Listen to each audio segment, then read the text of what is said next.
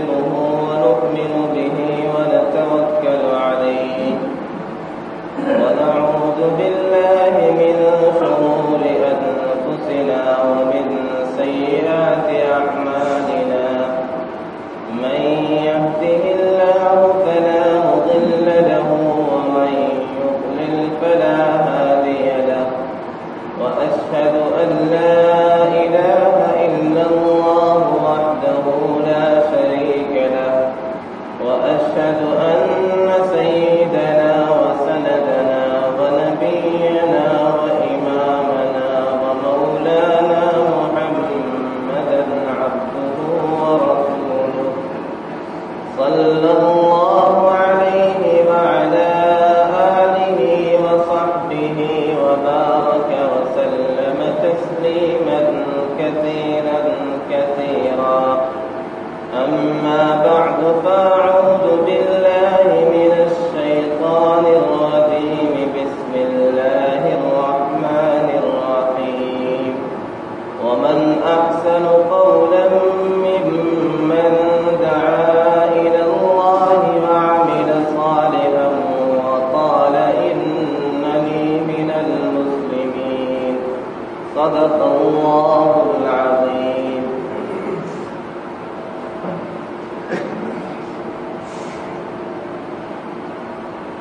انتہائی واجب الاحترام بزرگوں اور دوستوں،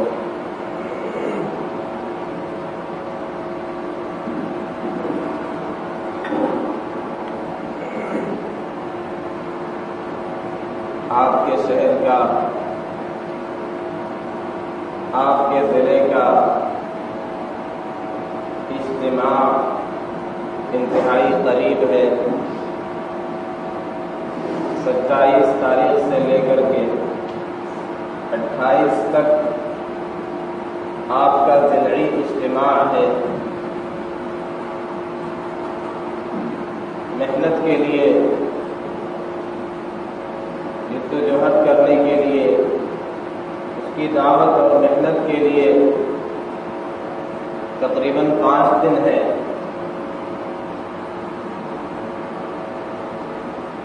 اس لیے انشاءاللہ آج اسی حوالے سے کچھ باتیں ہوں گی، اور ہم سب کی یہ کوشش ہونی چاہیے کہ اس کی دعوت کو پورے شہر میں اور اطراف میں عام کیا جائے، تاکہ کما حقہ جو اس سے فوائد مقصود ہوتے ہیں وہ ہم سب کو اس کے فوائد حاصل ہوں.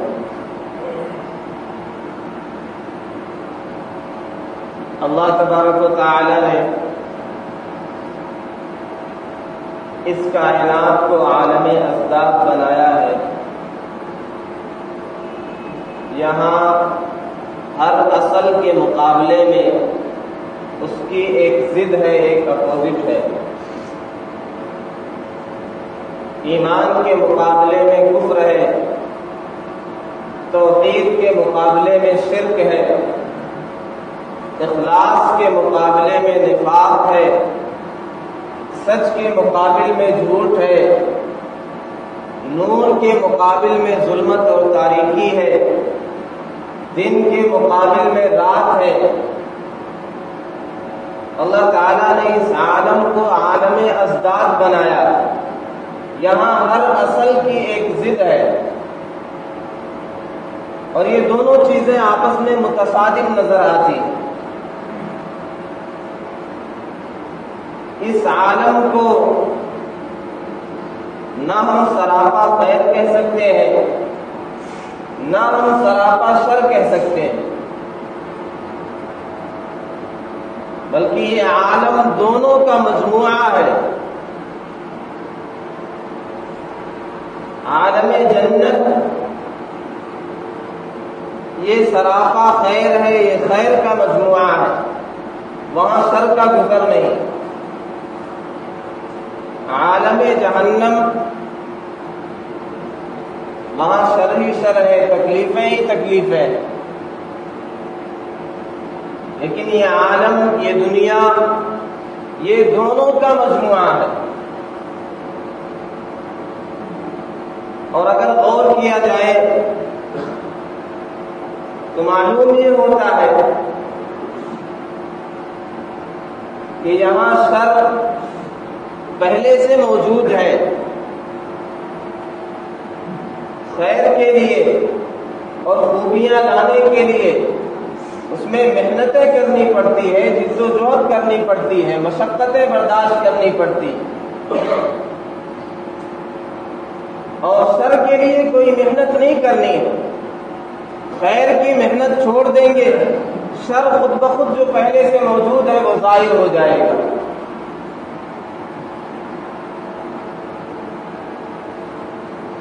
کھانا جو ہم کھاتے ہیں اس کا خیر یہ ہے کہ اس کا ذائقہ ٹھیک ہو، اس کی خوشبو ٹھیک ہو. اس کا خیر باقی رکھنے کے لیے ہم اہتمام کرتے ہیں، ہم جتن کرتے ہیں، ہم حفاظتیں کرتے ہیں. اس کے لیے ٹھیک ٹھاک موسم کا انتظام کرتے ہیں، اے سی کا انتظام کرتے ہیں اور ٹھنڈی جگہ کا انتظام کرتے ہیں، فریج کا انتظام کرتے ہیں کہ یہ کھانا ٹھیک ٹھاک رہے، اس کا خیر اس کے اندر باقی رہے. لیکن اس کے خیر کو ختم کرنے کے لیے، اس کے شر کو باقی رکھنے کے لیے کوئی محنت نہیں کرنی ہے. اسے ہم چھوڑ دیں گے، یوں ہی اس میں تعفن اور بدبو پیدا ہو جائے گی.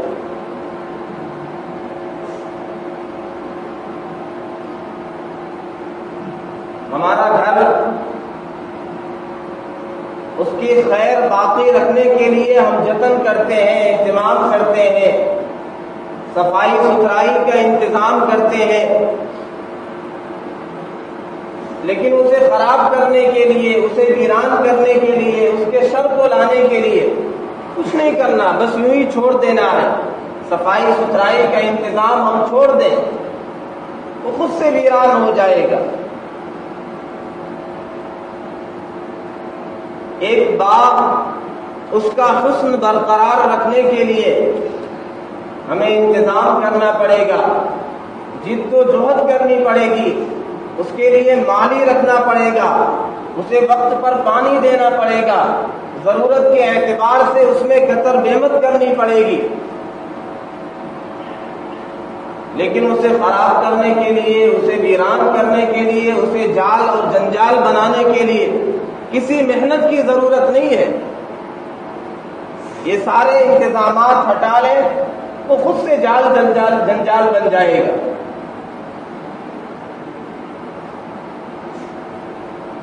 اس میں خیر کو قائم رکھنے کے لیے، اس کے باقی رکھنے کے لیے محنتیں کرنی پڑتی ہے، جد و جہد کرنی پڑتی ہے. یہ اس عالم کا طرز ہے، یہ سنت اللہ جاری ہے. انسان بھی اس کائنات کا، اس عالم کا ایک فرد ہے، لہذا وہ اس اصول سے، اس قاعدے سے جدا ہو جائے ایسا ممکن نہیں ہے. اس میں بھی قاعدہ اور اصول یہی جاری ہے کہ اس میں خیر کو باقی رکھنے کے لیے، اس میں خوبیوں کو باقی رکھنے کے لیے اور لانے کے لیے محنتیں کرنی پڑے گی، جد و جہد کرنی پڑے گی. ایک بچہ پیدا ہوتا ہے، اس کی تعلیم کا انتظام کیا جاتا ہے، اس کی تربیت کا انتظام کیا جاتا ہے، اس کی تدریس کا انتظام کیا جاتا ہے، اس میں اچھے اخلاق پیدا کرنے کے لیے جد و جہد کی جاتی ہے. اس کی تعلیم و تربیت کے لیے درسگاہیں ہیں، مدارس ہیں، کالجز ہیں، یونیورسٹیز ہیں.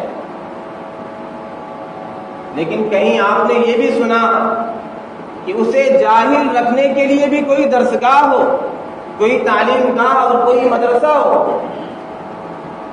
وہ تو پہلے سے موجود ہے جہالت. اللہ تعالیٰ نے ارشاد فرمایا واللہ اخرجکم من بطون امہاتکم لا تعلمون شیئا.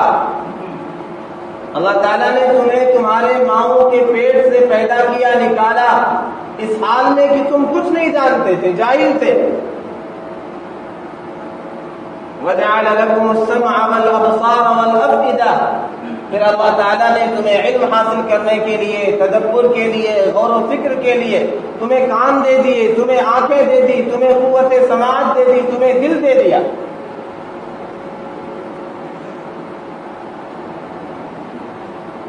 ایک اصل اور قاعدہ یہ ہے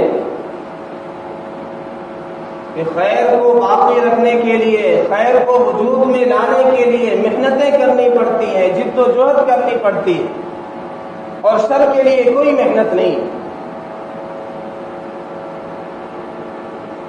دوسرا قاعدہ یہ بھی ہے، اصول یہ بھی ہے کہ کسی بھی شے کی قدر و منزلت اس کے اوصاف کی وجہ سے ہوتی ہے۔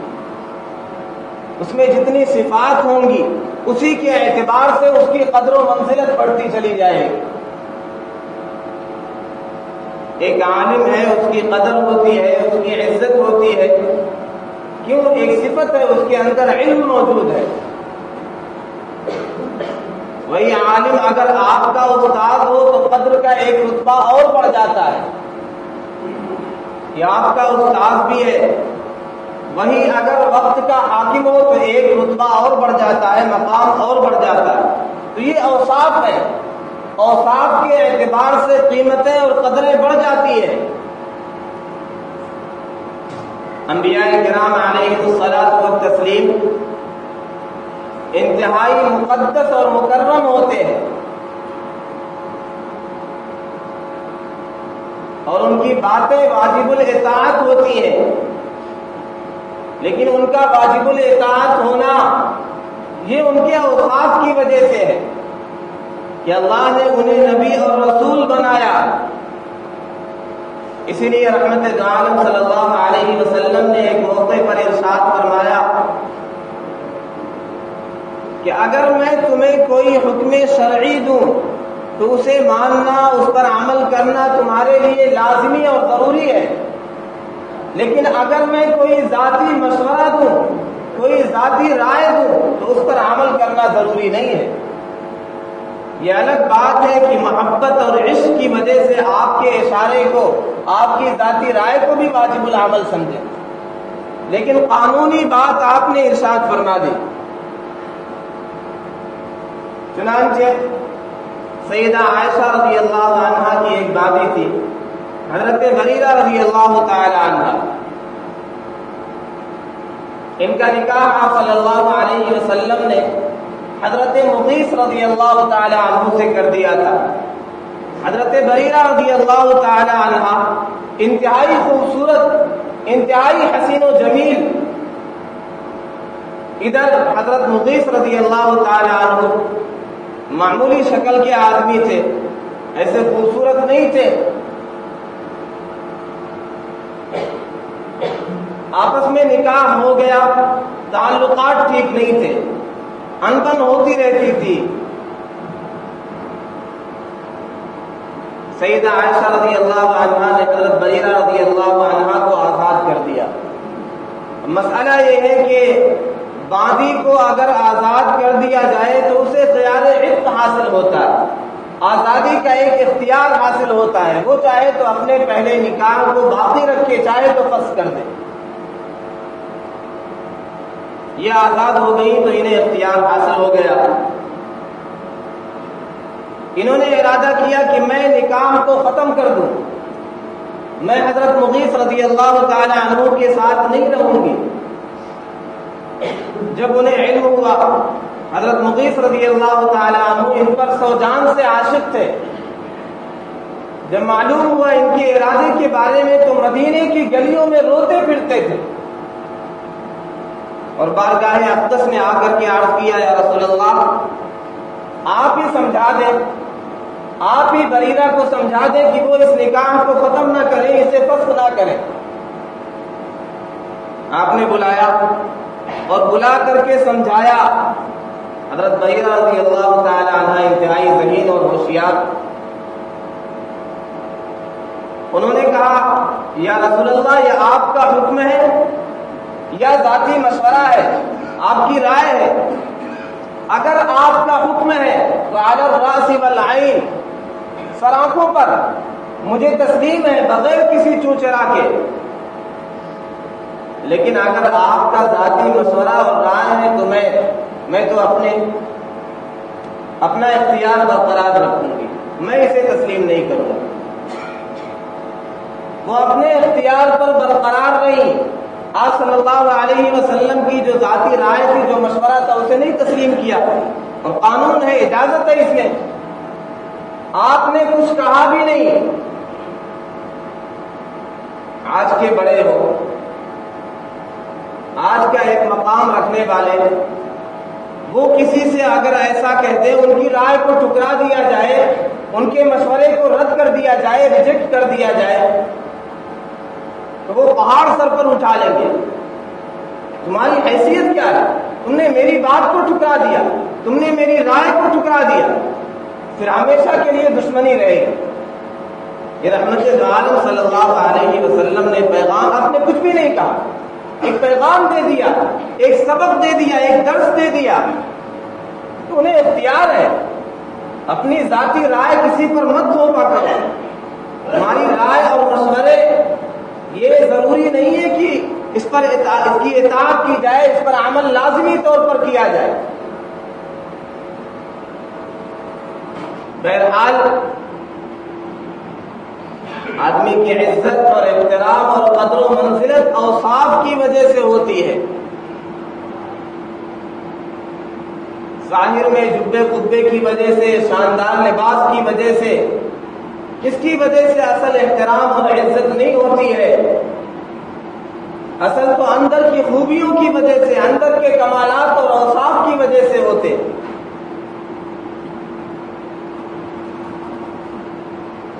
اور یہ خوبیاں پیدا کرنے کے لیے، یہ خیر پیدا کرنے کے لیے محنتیں ہیں، مجاہدے ہیں، مشقتیں ہیں۔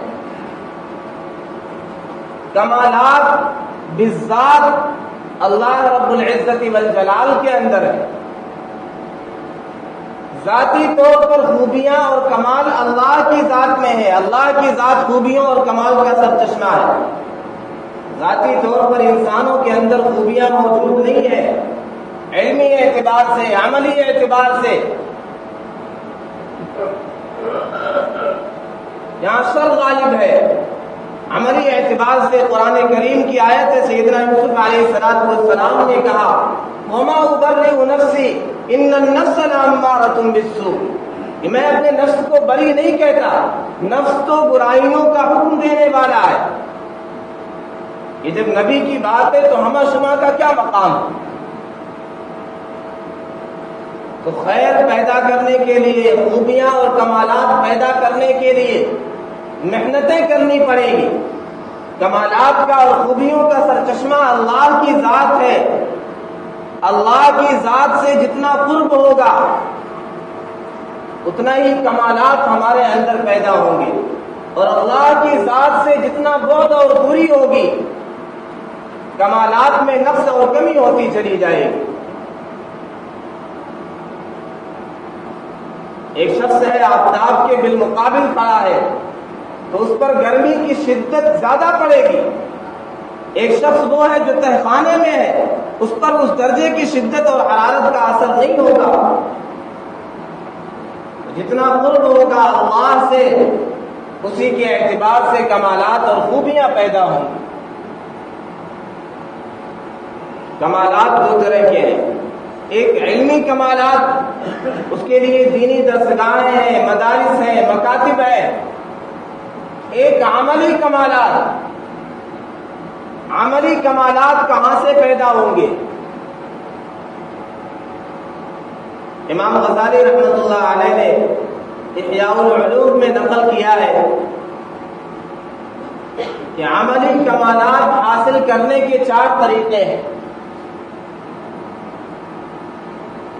پہلا طریقہ، کسی شیخ کی، کسی بزرگ کی، کسی عالم ربانی کی صحبت حاصل کریں، اس کی مجلس میں جائیں، اس سے فیض حاصل کریں، اس کے پاس وقت دیں۔ صحبت صالح ترا صالح کند، صحبت طالع ترا طالع کند۔ اگر نیک کی صحبت میں رہیں گے، نیک کی قربت میں رہیں گے، بزرگوں کی مجلس میں رہیں گے تو ان کی صحبت کا اثر ہوگا اور خود ہمیں یہ چیز صالح بنا دے گی۔ برے کی صحبت میں رہیں گے، غلط کی مجلس میں رہیں گے تو اس کی صحبت کا اثر پڑے گا، ہمارے اندر اس کی خامیاں آ جائیں گی۔ رحمت عالم صلی اللہ علیہ وسلم نے مثال سے سمجھایا کہ مثل الجلیس الصالح والسوء، اچھے اور برے دوست کی مثال مشک بیچنے والے اور بھٹی جھونکنے والے کی مانند ہے۔ مشک بیچنے والا اگر اس سے دوستی ہے، اگر اس سے قربت ہے، اگر اس سے تعلقات ہیں تو یا تو مشک خرید لو گے، فائدہ ہی فائدہ، اگر خریدو گے نہیں بھی تو بھی اس کے پاس رہنے کی وجہ سے اس کی خوشبو سے دل و دماغ معطر رہے گا۔ اور برے دوست کی مثال بھٹی جھونکنے والے کی مانند ہے، اس کے پاس رہنے کی وجہ سے یہ بھی ہو سکتا ہے کہ کپڑا تمہارا جل جائے، چنگاریوں کی وجہ سے نقصان پہنچ جائے، اور یہ نہیں تو کم سے کم اس کے دھوئیں کی بدبو تو تمہیں پریشان کرے گی ہی کرے گی۔ کہتے خربوزہ خربوزے کو دیکھ کر رنگ پکڑتا ہے، تو اللہ کا قرب حاصل کرنا ہے تو اللہ والوں سے راہ پیدا کر، اللہ والوں سے ملاقات کرو، انہیں دیکھ کر اللہ یاد آ جائے گا، انہیں دیکھ کر کے نیک اعمال کا جذبہ پیدا ہوگا، خیر کا جذبہ اور داعیہ پیدا ہوگا۔ تو یہ سب سے پہلا طریقہ ہے اپنی اصلاح کا کہ کسی شیخ کی، کسی عالم ربانی کی، کسی بزرگ کی صحبت اور اس کی مجلس میں جایا کریں۔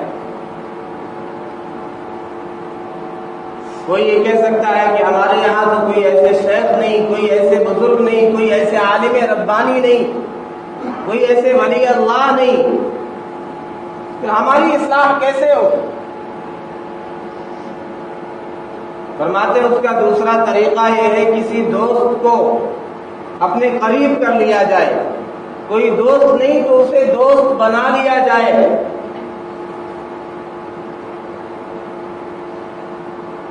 اسے شریعت کی اصطلاح میں کہا جاتا ہے مواخات فی اللہ، اللہ کے لیے بھائی چارہ قائم کرنا، اللہ کے لیے دوستی اور محبت کرنا۔ اور ایسے اشخاص کے بارے میں بشارت دی گئی کہ محشر میں جب اللہ کے عرش کے سائے کے علاوہ کوئی سایہ نہیں ہوگا، ایسے اشخاص کو عرش کا سایہ نصیب ہوگا۔ آپ نے ارشاد فرمایا سبعۃ یظلھم اللہ فی ظلہ یوم لا ظل الا ظلہ، 7 اشخاص اور افراد ایسے خوش نصیب ہیں کہ جب اللہ کے عرش کے علاوہ کوئی سایہ نہیں ہوگا، اللہ انہیں اپنے عرش کے سائے میں جگہ عطا فرمائیں گے۔ اس میں 2 اشخاص وہ ہیں رجلان تحابا فی اللہ اجتمعا علیہ وتفرقا علیہ، جو ایسے اشخاص جو اللہ کے لیے، اللہ کے نام پر، اللہ کی محبت پر اکٹھا ہوئے، انہوں نے دوستی کی، اس پر اکٹھے ہوئے، اسی پر الگ ہوئے۔ اگر شیخ میسر نہیں ہے، کوئی عالم ربانی، کوئی بزرگ میسر نہیں ہے، اس کی صحبت میسر نہیں ہے، تو کسی ایسے دوست کا انتخاب کر لیا جائے۔ کسی عارف نے کہا ہے دوست اس کے انتخاب میں بہت محتاط رہنا چاہیے۔ دوست 3 طرح کے ہوتے ہیں، دل اندر جہاں یاران سے قسم اند، زبانی اند، نانی اند جانی، 3 قسم کے دوست ہیں۔ ایک زبانی ہے، ایک نانی ہے روٹی والا، ایک جانی ہے۔ زبانی وہ زبانی جمع خرچ کرتا ہے، وہ آپ کی تعریفوں کے بلندے باندھ دیتا ہے، وہ آپ کی تعریفیں ہی تعریفیں کرتا ہے، آپ کی شان میں قصیدے ہی پڑھتا رہتا ہے۔ ایک شاعر نے کسی امیر کی تعریف کی اور اس کی شان میں زمین و آسمان کے غلابے ملا دیے۔ بادشاہ نے کہا ایسا ہے، پرسوں آ جانا، تمہیں 2000 اشرفیاں دوں گا۔ یہ انتہائی خوش کہ اب تو مسئلہ حل ہو گیا۔ چنانچہ اس نے قرض بھی لے لیے کہ اب تو دعوت اڑائیں، مزے کریں، 2000 اشرفیاں تو ملنے ہی والی ہیں۔ 2 دن کے بعد جب بادشاہ کے دربار میں پہنچا، سلام کیا بادشاہ نے کوئی توجہ نہیں کی. 2-3 بار سلام کے بعد انہوں نے عرض کیا کہ آپ نے وعدہ کیا تھا کہ 2000 اشرفیاں دوں گا. اس نے جواب دیا کہ تم نے جو تعریفیں کی تھی، تم نے جو میری شان میں قصیدے پڑھے تھے، وہ صرف الفاظ ہی الفاظ تھے، حقیقت سے اس کا کوئی تعلق نہیں تھا. الفاظ سے تم نے مجھے خوش کر دیا تھا، میں نے بھی الفاظ سے تمہیں خوش کر دیا کہ 2000 اشرفیاں دوں گا، اس کا حقیقت سے کوئی تعلق نہیں. تو کچھ ایسے دوست ہوتے ہیں زبانی، ایک ہوتے ہیں نامی روٹی والے. جب تک آپ کا دسترخوان وسیع ہے، جب تک آپ کے پاس مال و دولت ہے، وہ آپ کے قریب ہوں گے، آپ کے دوست رہیں گے. جیسے ہی آپ کا دسترخوان سمٹ جائے گا، وہ آپ سے خود بخود الگ ہو جائیں گے. سبھی ہنس کر ملا کرتے ہیں جب تک 4 پیسے ہیں، غریبی میں نہیں پوچھے گا کوئی آپ کیسے ہیں. یہ نانی والے دوست ہوتے ہیں، یہ روٹی والے دوست ہیں، انہیں کچھ دے کر کے کنارے لگا دیا جائے. اور اصلی دوست جو ہوتے ہیں وہ جانی، وہ تکلیف میں، مصائب میں، حالات میں آپ کے کام آتے ہیں. A friend is indeed is a friend in need. جو مصیبت میں کام آئے، جو جانی دوست ہو، وہ در حقیقت دوست ہوا کرتا ہے. تو دوست کے انتخاب میں اس کا خیال کیا جائے. ایسے کسی دوست کا انتخاب کر لیا جائے اور طے کر لیا جائے کہ ہماری خامیاں تم بتلایا کرو گے، تمہاری خامیاں ہم بتلایا کریں گے، ہماری برائیوں پر نظر رکھو اور بتلایا کرو، ہم ان کا ازالہ کریں گے، انہیں ختم کریں گے. 40 دن تک یہ کام کر لیا جائے تو برائیاں کافی حد تک ختم ہو جائیں. اگر یہ بھی میسر نہ ہو تو دشمن تو بہرحال ہر ایک کے ہوتے ہیں. کسی دشمن کو نظر میں رکھیں جو ہماری غلطیوں کو ہائی لائٹ کرتا ہو. دشمن تو ہر ایک کے ہوتے ہیں. تو دشمن جو نشاندہی کرے ہماری غلطیوں کی، ہماری خامیوں کو، اس کے اعتبار سے اپنی اصلاح کرتے رہیں.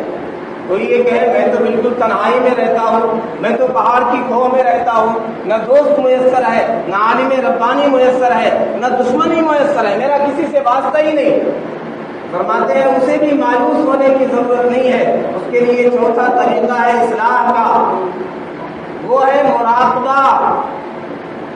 ہر شام جب بستر پر جائے تو غور و فکر کر لے، سوچے آج کتنی اچھائیاں میں نے کی، آج خیر کے کام کتنے کیے، آج نیک کام کتنے کیے، اور برائیاں مجھ سے کتنی سرزد ہوئی. یہ روزانہ غور کرے گا، فکر کرے گا، پھر برائیاں اس کی معلوم ہوں گی، اس کے سامنے آئیں گی، اس کے ازالے کی فکر کرے گا. یہ 4 طریقے ہیں اصلاح کے.